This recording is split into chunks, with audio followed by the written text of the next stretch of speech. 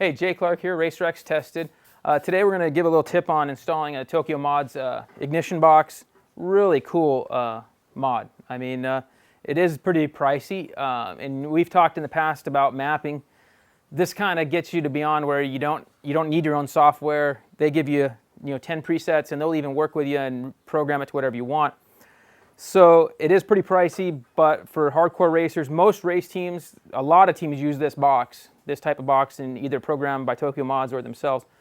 So real high quality box, and it really makes the mapping perfect. You can play with ignition and mapping. So you have 10 presets. You can try 10 different maps, and they give you a sheet that you can check off which ones you want to run. Also, you can adjust low, medium, and high with little clickers that you can get to right here in your airbox. So we're going to show how to install it. Very simple install on a CRF. This is a CRF 250, 2010 through 12. 13 should be the same as well.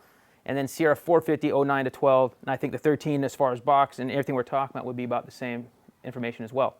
They also give us a switch right here. And so you can switch between two different ones. We don't usually mess with it because we usually just want the best one and most power, and that's usually what we stick with. So we usually don't bother. Just get some more stuff up on the controls, too much stuff in the way.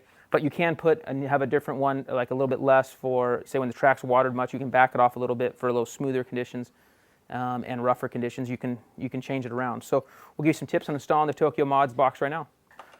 Okay, so at this point the bike's really clean. We've blown everything off. The bike's freshly washed, and we're just going to pull off the mounts here. The stock Honda gives you Allen head bolts, and they're really shallow and they strip out really easily. So we're going to replace them with some 6mm, with some 8mm heads, 6mm thread bolts with some washers.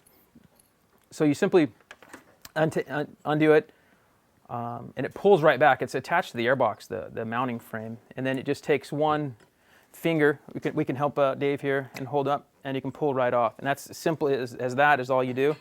And then you plug in the Tokyo Mods box. It'll just plug right in. You can use some dielectrical grease, or it usually they stay pretty good. And you just pull it right in.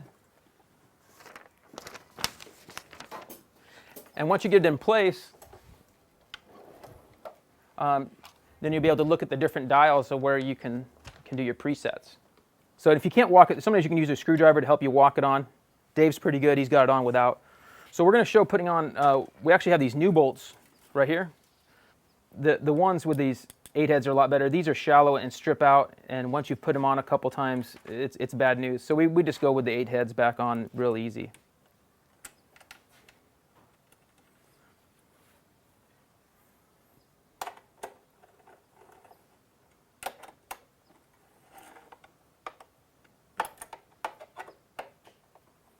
Okay, so they send you a really nice, Tokyo Mod sends you a nice spec sheet that will tell you what each map is and does.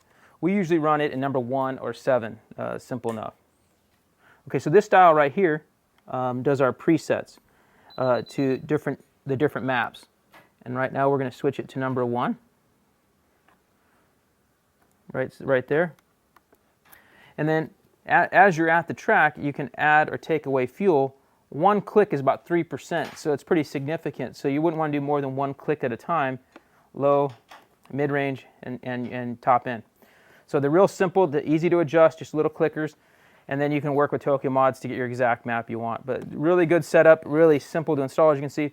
But they are pricey, but if you're committed to racing, you can usually switch them back and forth between your race bikes.